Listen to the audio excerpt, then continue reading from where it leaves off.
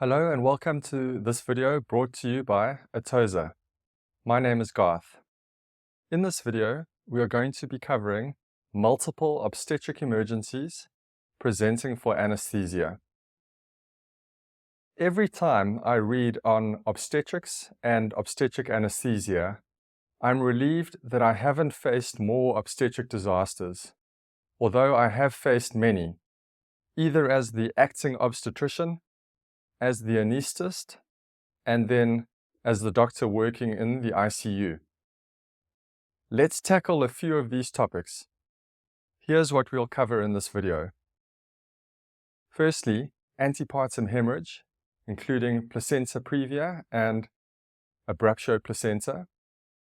Then also postpartum hemorrhage, prolonged second stage of labor, severe fetal distress, retained placenta, maternal tachycardia, and then we'll finish off with the anxious or agitated patient or the patient refusing neuraxial technique. So let's get into it by starting with placenta previa. The definition of placenta previa has changed over the past few years. It now refers to a placenta lying directly over the internal os to some degree, so partially covering the os or fully covering the os.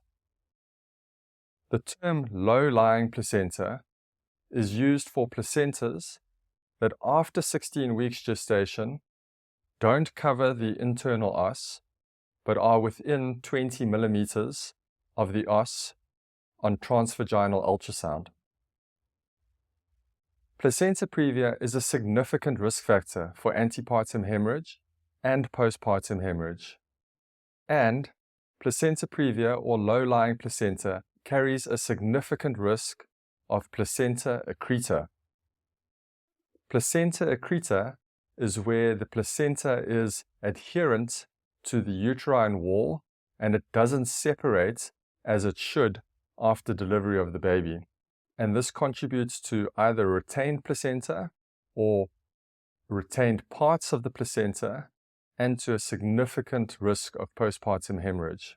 The risk is much higher in patients that have had a previous cesarean section. So let's look at those risks. In a patient that's having her first cesarean section with a low placenta, the risk of placenta accreta is 3%.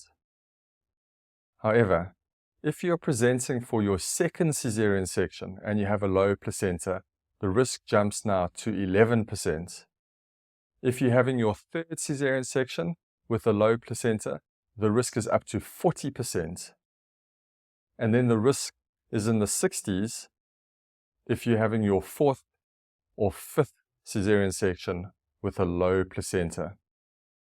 That is a very, very high risk of placenta accreta, and those statistics are taken from an article that occurred in Obstetrics and Gynecology in 2006 by Silver and Landon et al.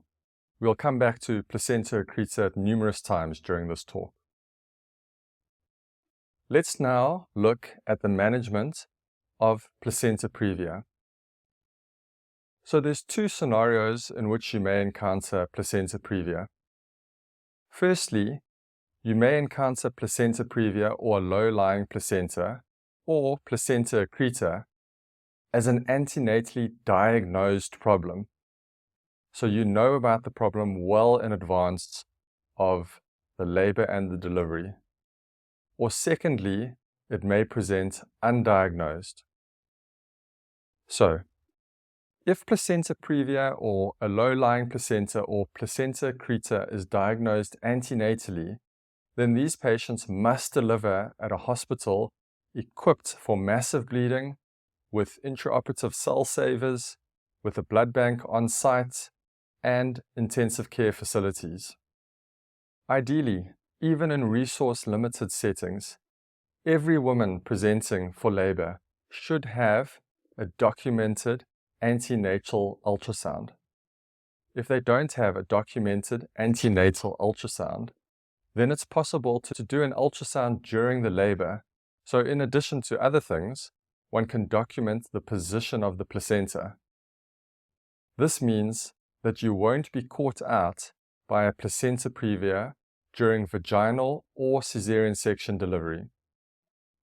And during my community service year, and the year after that where I stayed on at that hospital, I certainly did antenatal or intrapartum ultrasounds on every patient because it was quick and easy to do, and it just meant that I had an idea of where the placenta was for the delivery, and if I was going to do a cesarean section on that patient, I knew exactly what I was getting myself into. In addition to this routine screening, an abdominal ultrasound should also be performed for all patients presenting with minor or major obstetric hemorrhage as part of the decision algorithm, as it's the fastest way of detecting a fetal heartbeat to ensure that the baby is actually alive, and the fastest way to confirm the diagnosis or the cause of the antepartum hemorrhage. For every patient presenting for cesarean section, it is good practice to ask the obstetrician about the position of the placenta, especially in patients that have had previous cesarean sections due to the increased risk of placenta accreta. Let's look now at the anesthetic management of placenta previa. This depends on the maternal or fetal stability. For patients with placenta previa or a low-lying placenta that are not bleeding and have a low risk of placenta accreta, neuraxial anesthesia is still the preferred anesthetic. For patients with placenta previa or a low-lying placenta with minor bleeding and a low risk of placenta accreta, neuraxial anesthesia is also still the preferred technique. Remember that our co-loading technique will restore adequate blood volume in patients that have had a minor bleed. For patients with severe bleeding, with or without hemodynamic instability, a general anesthetic is mandated. For patients with severe fetal distress, I recommend general anesthesia, as it's usually the fastest way of establishing the anesthetic, although one can also perform a rapid spinal anesthetic, which we'll cover in more detail in the talk on spinal anesthesia for cesarean section. For patients with a high risk of placenta accreta, these cases need to be performed by experienced specialist obstetricians and specialist anesthesiologists in centers equipped for massive blood transfusions and post-operative ICU care. These patients can bleed rapidly, and hemostasis can be extremely difficult to establish. Some other important points regarding placenta previa or a low-lying placenta are: there is an increased risk of amniotic and air embolism if the surgeon cuts through the placenta, and so it's recommended to rather do a midline uterine incision if needed to avoid the placenta. If there is placenta previa and mole presentation, so that means it's not a vertex presentation, so an oblique lie or a transverse lie or a breech presentation, there is the risk of less fetal compression on the placenta, and so the increased risk of amniotic fluid embolism or air embolism if the surgeon cuts through the placenta.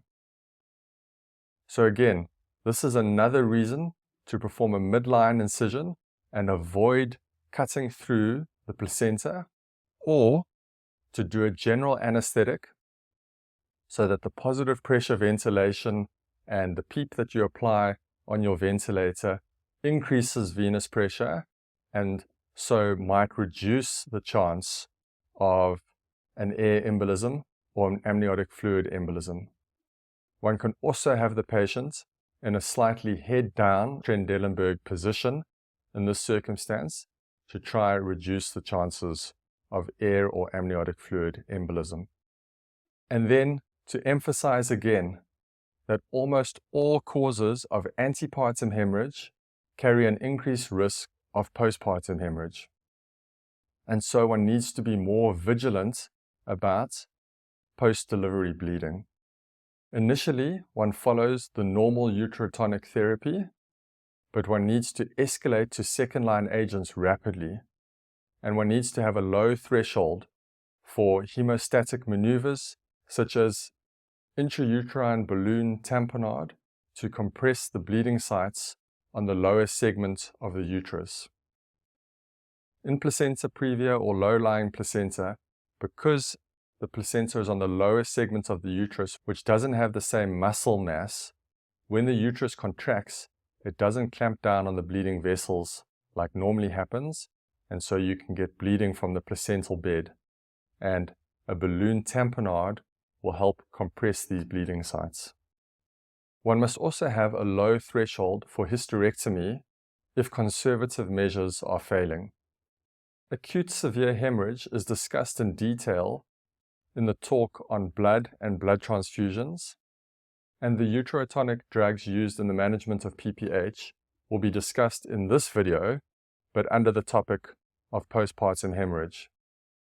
Another point to remember is that the surgeon can use their fist to compress the aorta and reduce uterine blood flow. And this is useful to buy time for your fluid resuscitation and stabilization of the patient. And we call this a catch-up period in the resuscitation. So rather than trying to focus on controlling the bleeding at a uterine level, the surgeon compresses the aorta with his or her fist, and this reduces bleeding, and it buys the anesthetist time to take resuscitative measures such as establishing more intravenous access, converting to a general anesthetic, catching up with fluid resuscitation, setting up cell salvage, ordering blood products, and those very, very necessary steps. And then once the patient is more stable, the surgeon can then turn his or her attention to trying to control the bleeding at a uterine level. So this is what we call a catch-up period in your resuscitation. Okay, and then to finish off this section on placenta previa, just some other interesting facts. Firstly, more on placenta accreta. Antenatal imaging techniques, such as a transvaginal ultrasound or an MRI, are only 70% sensitive in detecting placenta accreta. So there's still a significant risk of a misdiagnosis even if one does these imaging techniques. And this leaves us in a situation where one really has to look at the patient from a probability point of view based on the number of previous cesarean sections. And we went through those statistics earlier in this section, where we said if it's your first cesarean section with a low-lying placenta, the risk is 3%, and then it jumps to 40% for your third cesarean section if you have a low-lying placenta, and then into the 60%. So that really needs to be what informs our decisions, even if the ultrasound or MRI doesn't look like a placenta accreta. The next key piece of information is that it's essential that if the placenta is adherent, that it must not be removed by force, as that is a major risk for massive postpartum hemorrhage. And the technique then is to rather suture the uterus closed with the placenta in situ and then perform a hysterectomy. So the take-home message is that if the surgeon tries to forcibly remove a morbidly adherent placenta, they run the risk of creating a severe postpartum hemorrhage that they might not be able to surgically manage themselves.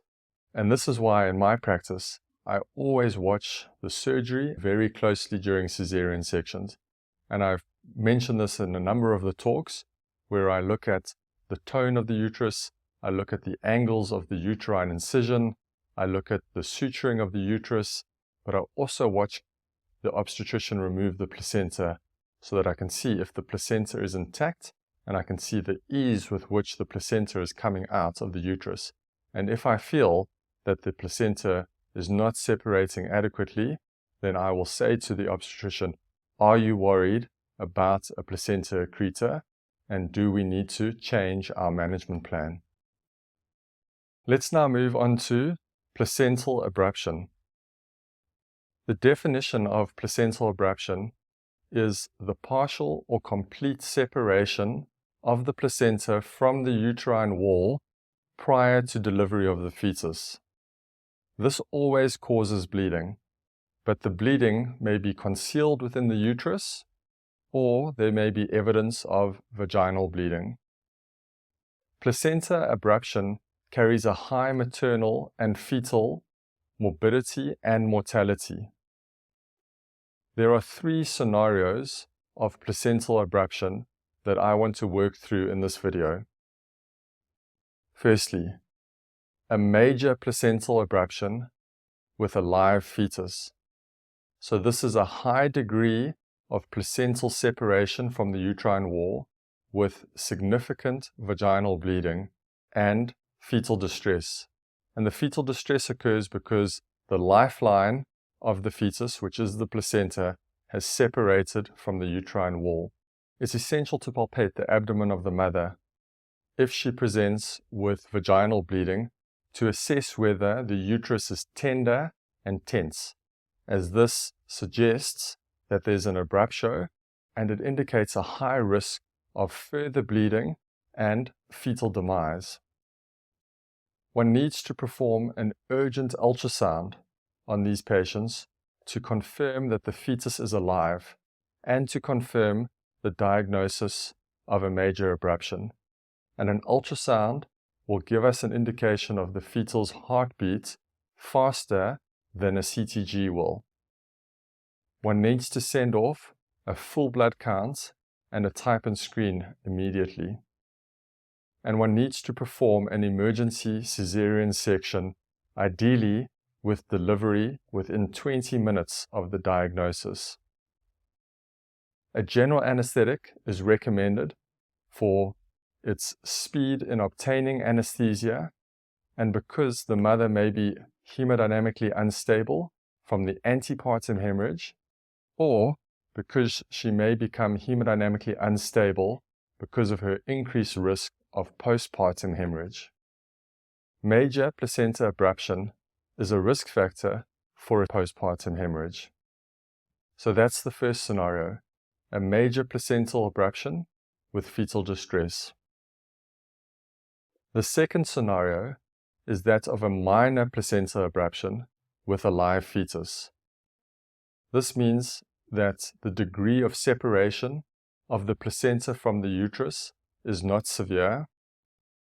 The degree of bleeding is likely to be less severe, so less than 500 mils of blood loss, and the fetus is less likely to have fetal distress because the placenta is more attached to the uterine wall. As said, in this scenario, there's usually a low volume vaginal bleed or possibly no vaginal bleeding and a concealed bleed behind the placenta. The uterus and abdomen are soft and they are not tender. One should still perform an abdominal ultrasound to establish the diagnosis and to assess for a fetal heartbeat, but a CTG also needs to be done to more accurately assess fetal well-being. A full blood count and type and screen should also be ordered for these patients, and a caesarean section needs to be performed, usually within 1 hour of the diagnosis, and in these situations, a spinal anesthetic would be the preferred anesthetic technique. So that was a minor placenta abruption with a live fetus. The third scenario is a placental abruption with a demised fetus. So when the patient presents with vaginal bleeding or abdominal pain or reduced fetal movements, an abdominal ultrasound is obtained and the fetus is observed to have no fetal heartbeat. And then one would also note the retroplacental bleed. For these patients, induction of labor and vaginal delivery is usually acceptable, although one still needs to be prepared for a postpartum hemorrhage. Let's now highlight some of the features of a general anesthetic in the face of maternal instability from an antepartum hemorrhage. Firstly, one wants to establish wide-bore IV access, ideally with two 16-gauge cannulas, and one wants to initiate volume resuscitation with either an isotonic crystalloid or Voluven or Gelafuscin. Volume resuscitation can be aided by using a pressure bag on the intravenous fluid bag.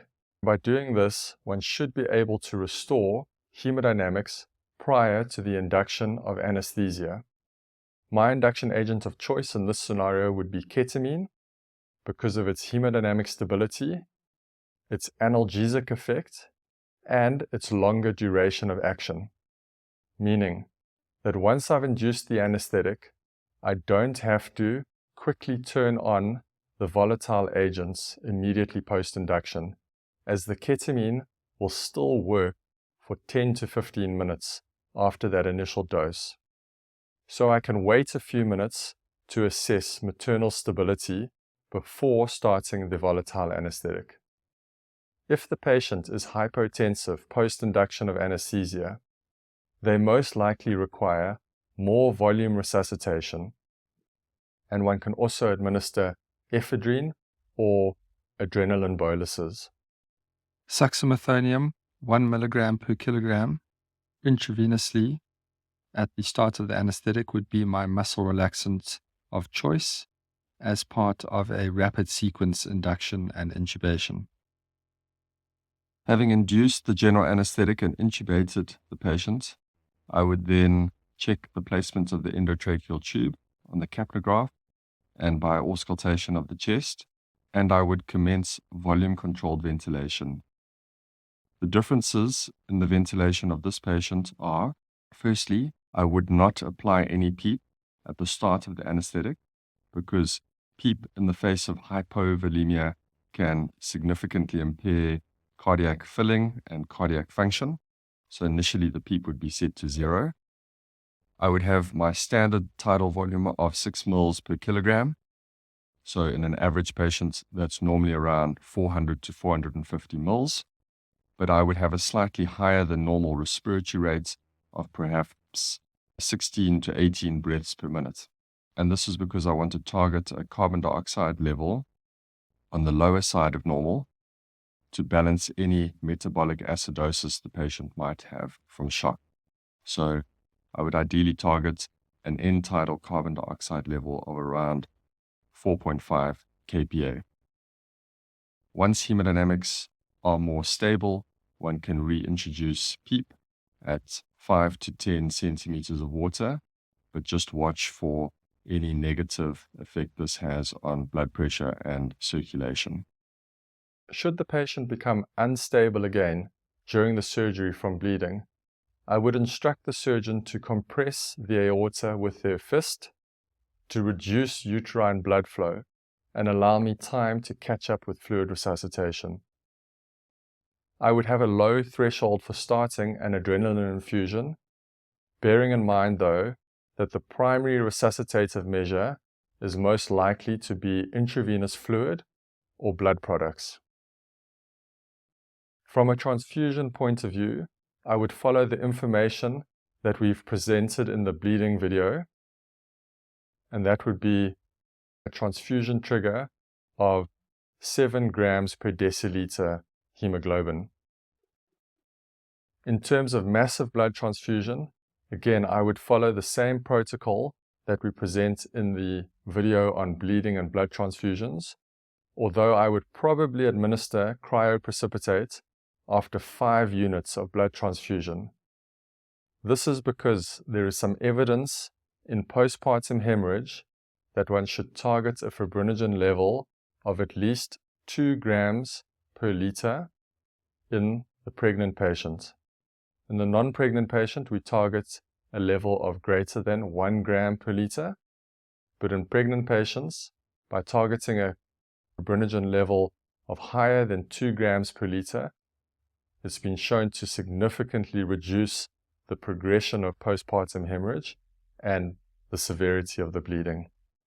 The decision to progress to a hysterectomy is a team decision, where we as the anaesthetist are responsible for communicating the overall condition, stability, or deterioration of the patient to the rest of the team to aid this decision. It's not an easy decision to make to progress to hysterectomy and to take away that patient's chance of having further pregnancies. But one just needs to remember that bleeding is a major cause of maternal morbidity and mortality. Let's now move on to postpartum hemorrhage. Postpartum hemorrhage can happen at any time after any delivery, either vaginal delivery or cesarean section. It can occur in theatre, in the recovery room, or in the ward. The definition of postpartum hemorrhage is more than 500 ml of blood loss after a vaginal delivery, or more than 1,000 ml of blood loss after a cesarean section. Remember, the blood flow of the term gravid uterus is 700 ml per minute, so the potential for bleeding in these patients is massive. The most common cause of postpartum hemorrhage is uterine atony, but there are numerous other causes too, such as missed uterine tears, bleeding from a low-lying placental bed, inadequate suturing of the uterus, especially the angles of the incision, coagulopathy, and others. The risk factors specifically for uterine atony and postpartum hemorrhage include multiple pregnancies, multiparous patients, advanced maternal age, prolonged labors where the uterus almost becomes resistant to the effects of oxytocin, and caesarean section itself is a risk factor for postpartum hemorrhage. The ESMO guidelines provide an excellent algorithm on the assessment and management of postpartum hemorrhage. Let's look at that algorithm now.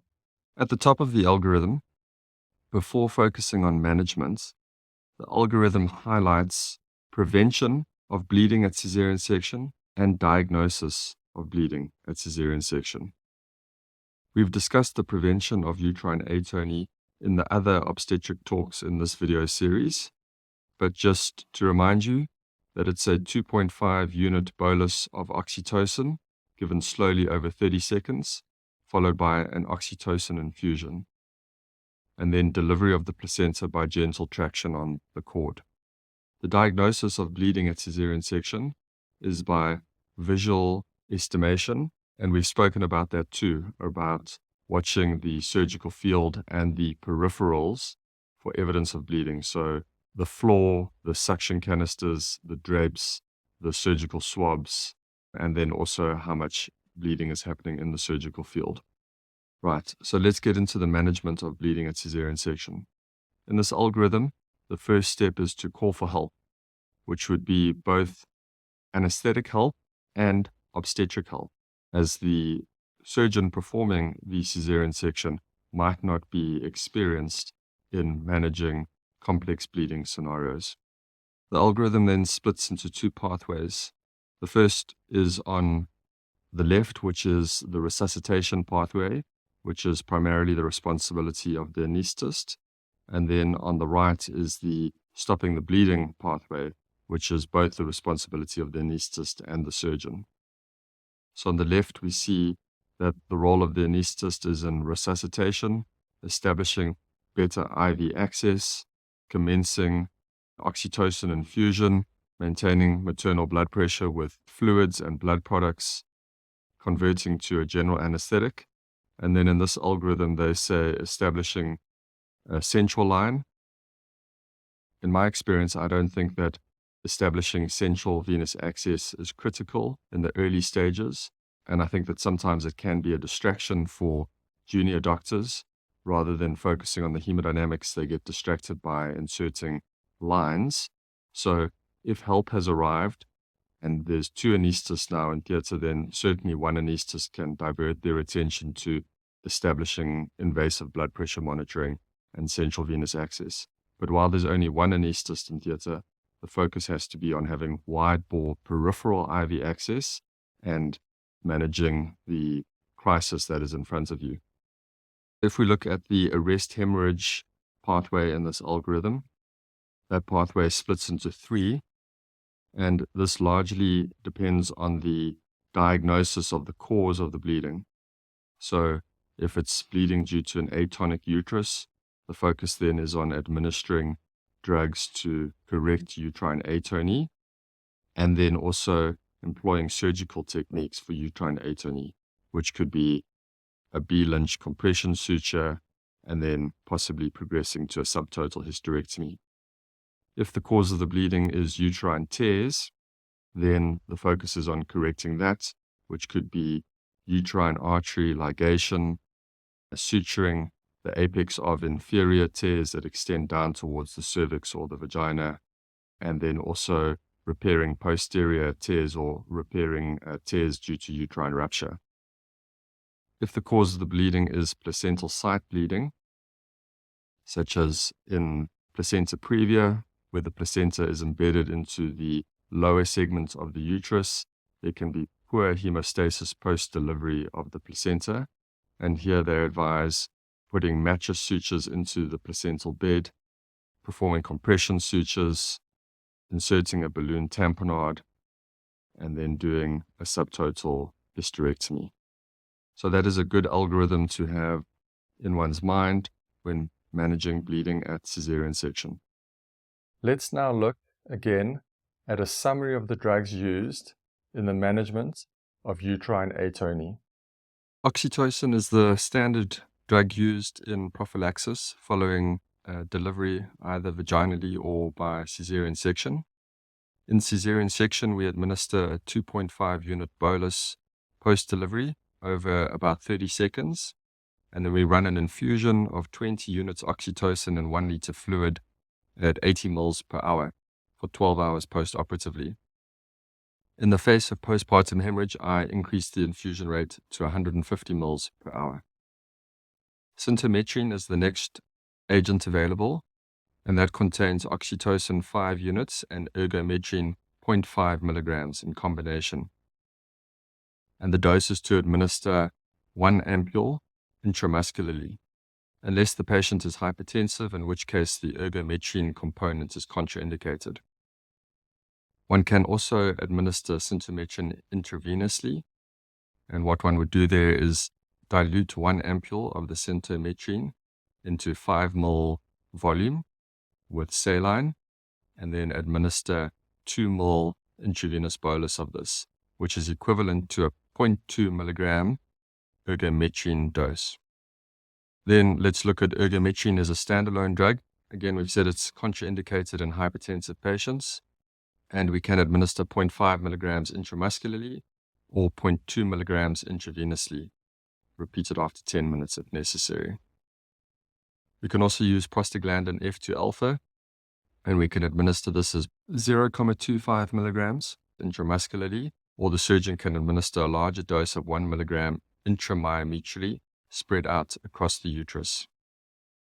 We should also use tranexamic acid, 1 gram intravenously over 10 minutes, and one can use misoprostol, 600 micrograms, which is 3 tablets, and we can either give those rectally or transbuccally by keeping them in the patient's mouth under the tongue.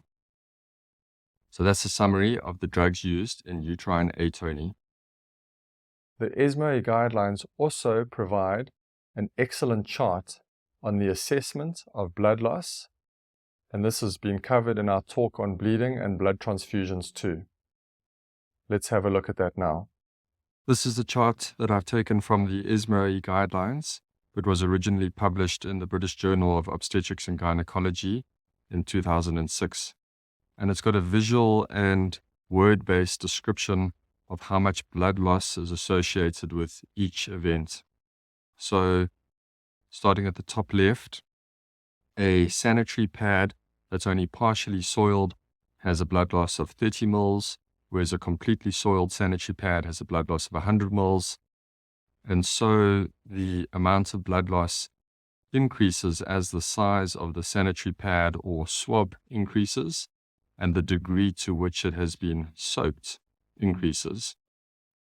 And so if we took, for example, a large soaked swab that surgeons classically use intraoperatively, that can have up to 350 mils of blood soaked in it.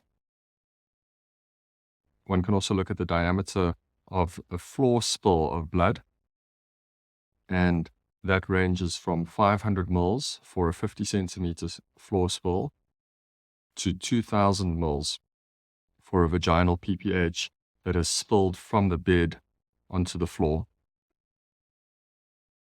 So this chart is there to help you recognize the degree or severity of bleeding in postpartum hemorrhage. So having discussed postpartum hemorrhage from a theoretical point of view, let's now look at it from a practical point of view. Firstly, patients that have a postpartum hemorrhage in the ward or following a vaginal delivery and now are brought to theatre will present and be managed in a manner similar to that of an antepartum hemorrhage, so we won't discuss them further. Let's look in detail at the management of patients that have a postpartum hemorrhage during a caesarean section. Here are some of the key management steps in my practice. The first step is to be prepared so that you can act quickly and not fall behind in your resuscitation. Warm fluids need to be available in a fluid warmer in the theatre or in the theatre complex. O-negative blood should be available in the emergency blood fridge within the hospital. A pressure bag needs to be available in your theatre. The next step is to watch the surgery closely, specifically the ease of placental removal, the angles of the uterine incision, the tone of the uterus, asking the surgeon to inspect the posterior aspect of the uterus too for tears, and the overall blood loss of the procedure. The take-home message here is, don't get caught out by falling behind in your resuscitation. Your volume resuscitation needs to match blood loss, mil for mil, as it's occurring.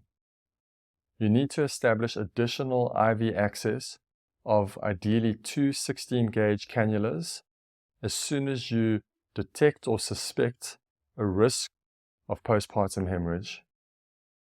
You need to take a full blood count and a type and screen as early in the process as possible.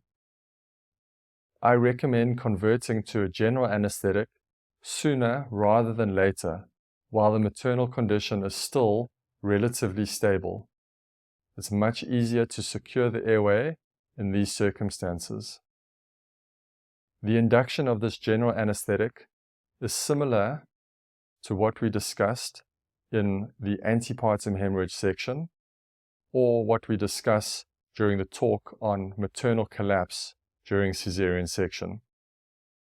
In other words, the induction is going to involve the use of ketamine, succinylmethonium, with or without adrenaline boluses as needed.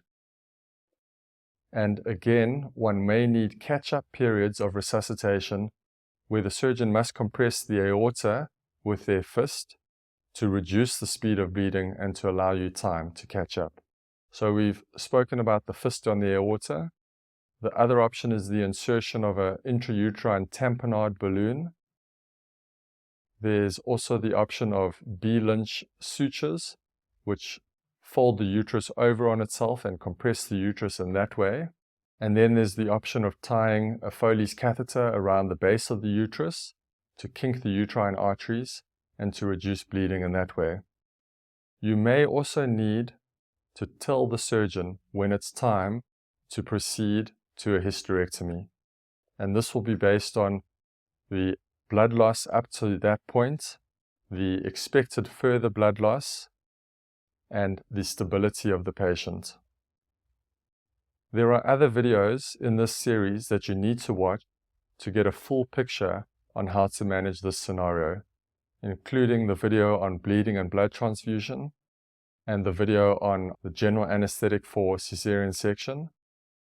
And then, just to emphasize again, that in patients with a high risk of placenta accreta, don't let the surgeon tear out an adherent placenta, as this will result in torrential bleeding.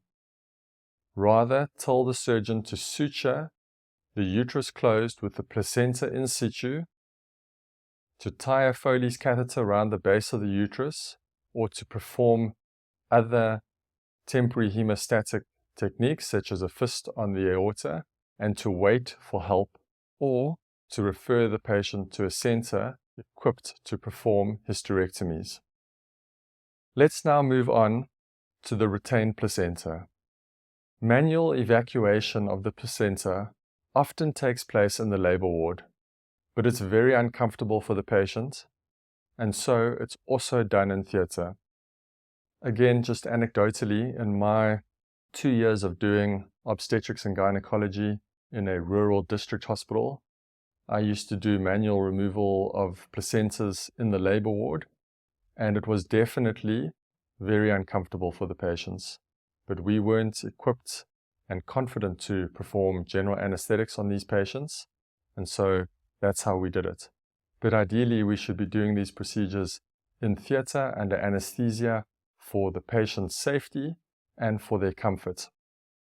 Patients with mild bleeding who are fluid replete can be done under spinal anesthesia, and in a number of situations, this might be the safest approach. Patients with more significant bleeding should undergo fluid resuscitation en route to theater, and then it may be possible to perform a spinal anesthetic because the patient is now hemodynamically stable, or if there's still concern about the hemodynamic stability or the risk of further severe bleeding, then anesthesia should be by means of a general anesthetic. Right. So now we've covered antepartum hemorrhage and postpartum hemorrhage. Let's now move on to the non-hemorrhagic obstetric emergencies.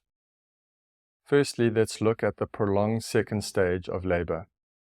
The second stage of labor begins when the uterus is fully dilated and it ends with delivery of the fetus.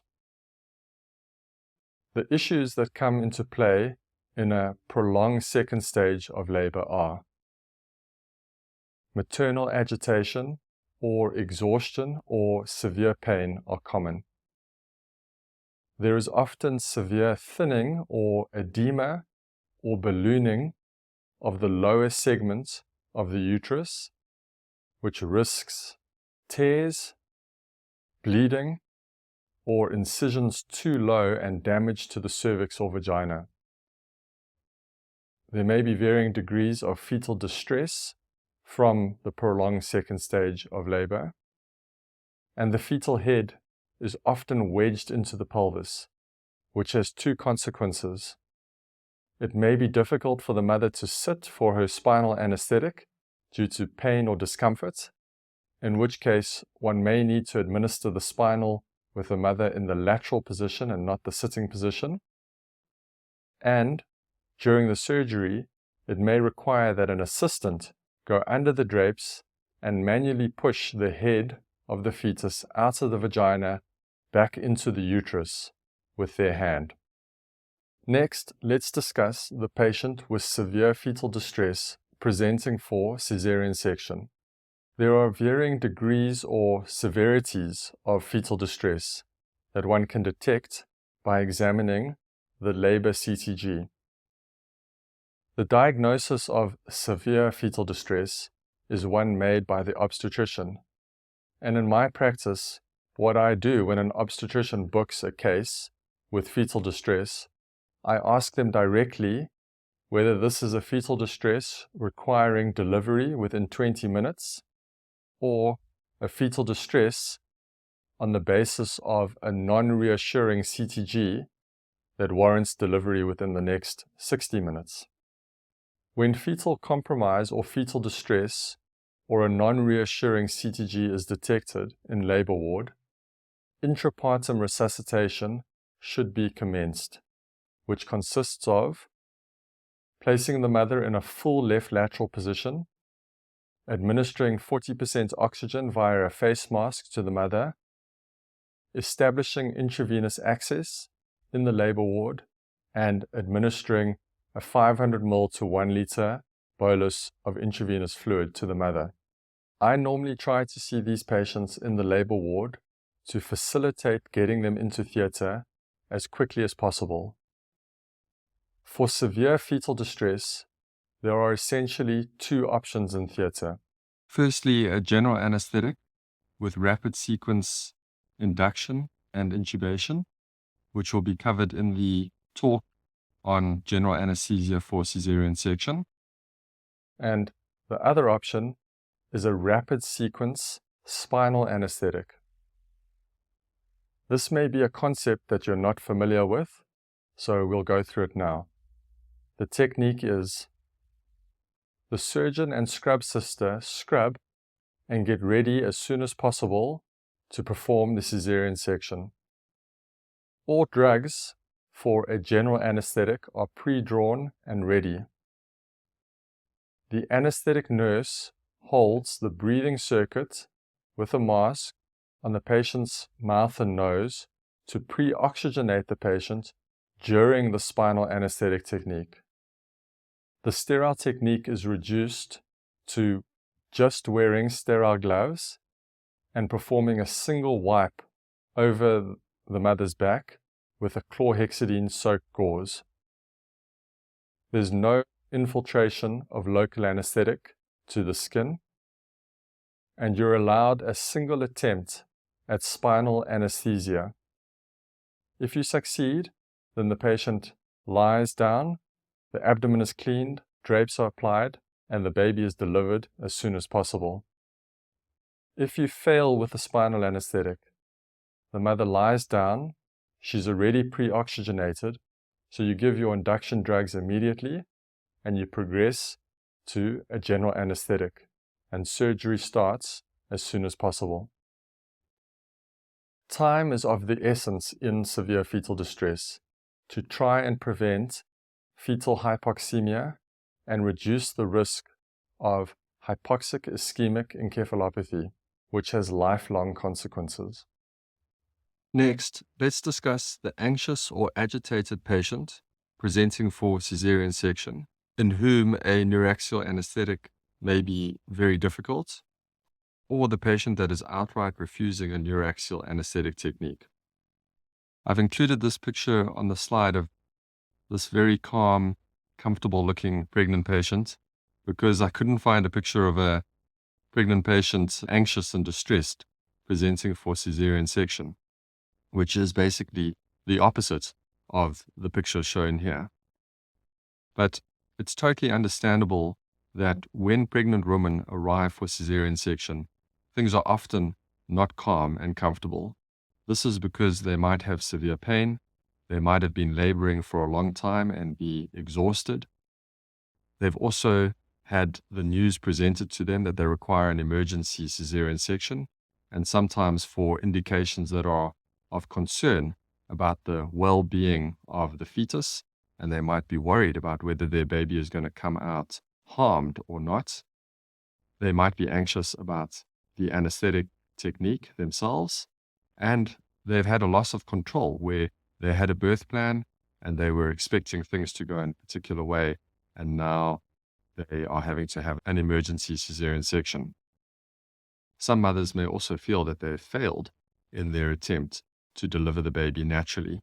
So there are a lot of things going on all at the same time for these patients, and it's totally understandable that they present to theatre with varying degrees of discomfort or agitation. And I've been in the situation numerous times where patients are so agitated that they're unable to position themselves for a neuraxial anesthetic, and my repeated attempts have failed, or where they are outrightly refusing to have a neuraxial anesthetic technique.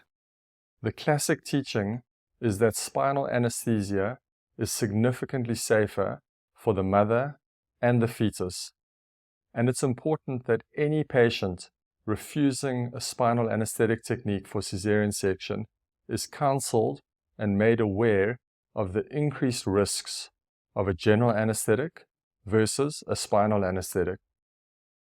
That said, it is the patient's right to refuse to have an axial anesthesia. I often try to get around these situations by offering the patients light sedation or anxiolysis for the spinal anesthetic and for the cesarean section.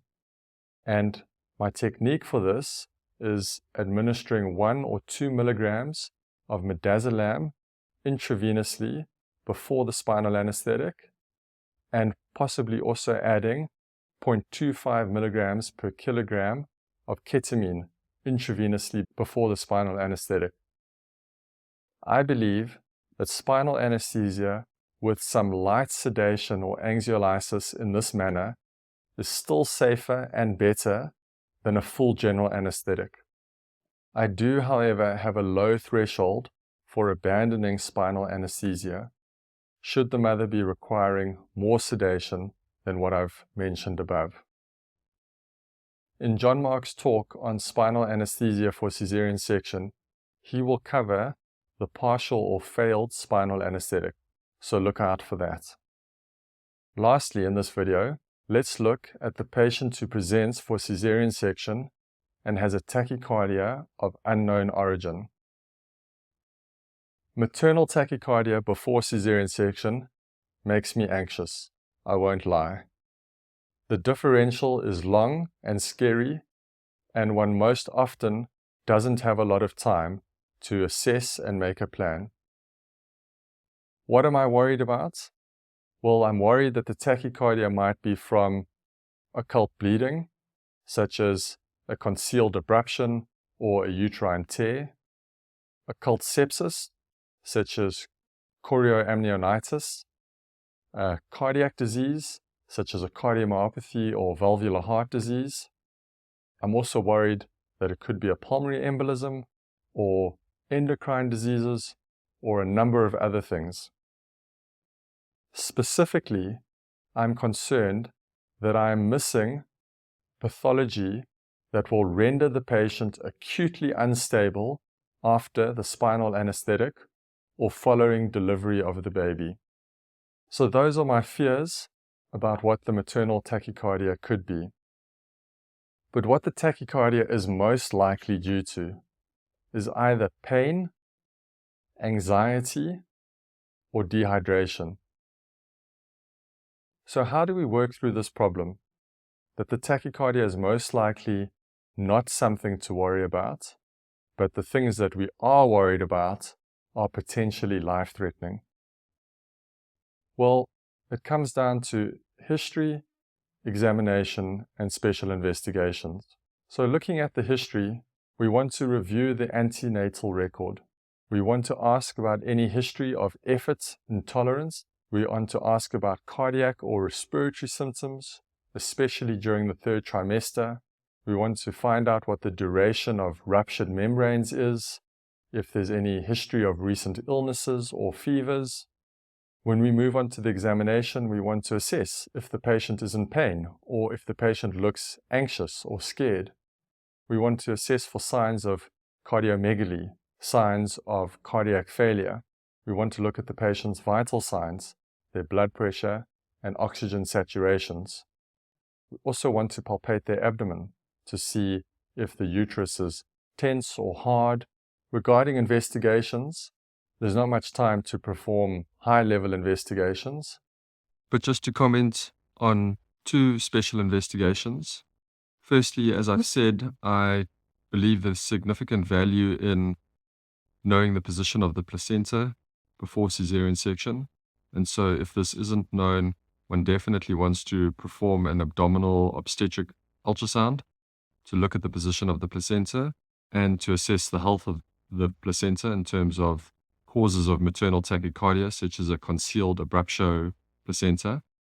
And then the other special investigation is performing an ultrasound of the heart. In other words, echocardiogram. And this is a skill that's definitely worth trying to obtain or improve. And the only way to do so is to have a low threshold for ultrasounding the heart in your clinical practice and then gaining experience. There are also obviously a number of courses that one can do in the basic ultrasound of the heart. And these are extremely worthwhile and the beginning step in getting competent and confident in this process.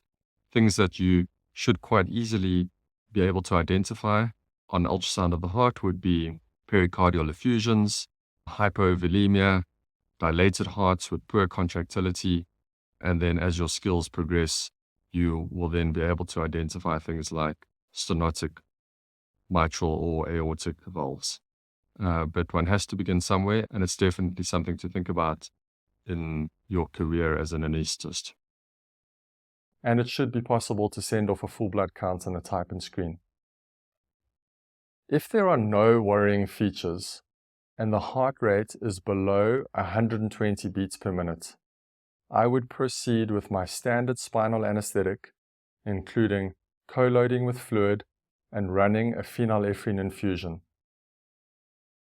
If the heart rate is more than 120 beats per minute, or if there are worrying features on history or examination, I must be honest that I would prefer to perform a general anesthetic because it is more titratable in terms of the depth and dose of the anesthetic, and it establishes control of the hemodynamics and the maternal airway should the situation worsen.